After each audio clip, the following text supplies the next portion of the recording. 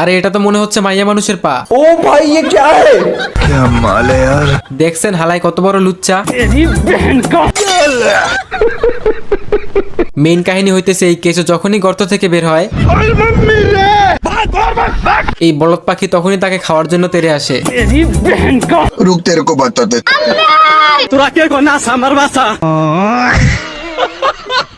ভাই এই ছোট্ট একটা কেঁচো এই দামড়া পাখির অবস্থা খারাপ করে দিছে। ভাই রে ভাই, এই বলদ দেখি লিস্ট করে রাখছে, কিন্তু কথা হইতেছে প্রত্যেকদিন ধরতে আসে আর মারা খেয়ে চলে যায়। তো এই লোক গাড়ি নিয়ে আরামসে যাচ্ছিল, আরে সামনে দেখি টোল বক্স। কি রে, টোল বক্স দেখি শেষ হয় না, লাস্টে টোল দিতে না পারা এই লোকের গাড়ি কেড়ে নিয়ে সাইকেল ধরিয়ে দিছে। কিছু জিনিস আছে বাইরে দেখতে ফিটফাট, ভেতরে দেখেন কি অবস্থা, সাইকেলের উপরে গাড়ির বডি লাগাই দিছে।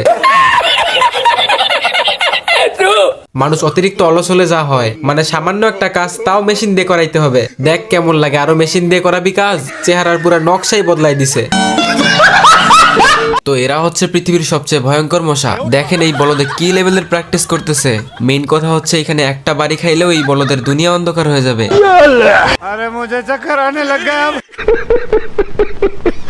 এইগুলা হচ্ছে মানুষ। বাপরে, মশাই কেমনে বুলেটের মতো মারতেছে। আর এইটা হচ্ছে এখানকার সবচেয়ে দুর্বল মশা, বলদে হাজারবার চেষ্টা করেও পারতেছে না। হায় রে, লাস্টে কিনা হাতুড়ি দিয়ে কাজ চালাইতে হইলো।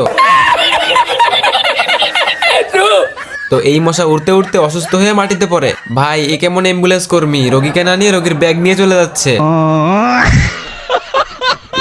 দেখছেন হালাই কি লেভেলের অলস, পাখির পিছনে দড়ি বেঁধে যাইতেছে। কুমির দুইটা পাখি দেখা মহা খুশি, মানে আকাশ থেকে ডাইরেক্ট রান্নার হাড়িতে। কি রে ভাই, হালাই দেখি উল্টা কুমিরকেই রান্না করতেছে। বলদ কুমির মুখের মধ্যে পাইপ নিয়ে পানির নিচ দিয়ে যাইতেছিল, এই বলদের পাইপের ভিতরে বম ঢুকিয়ে দেয়।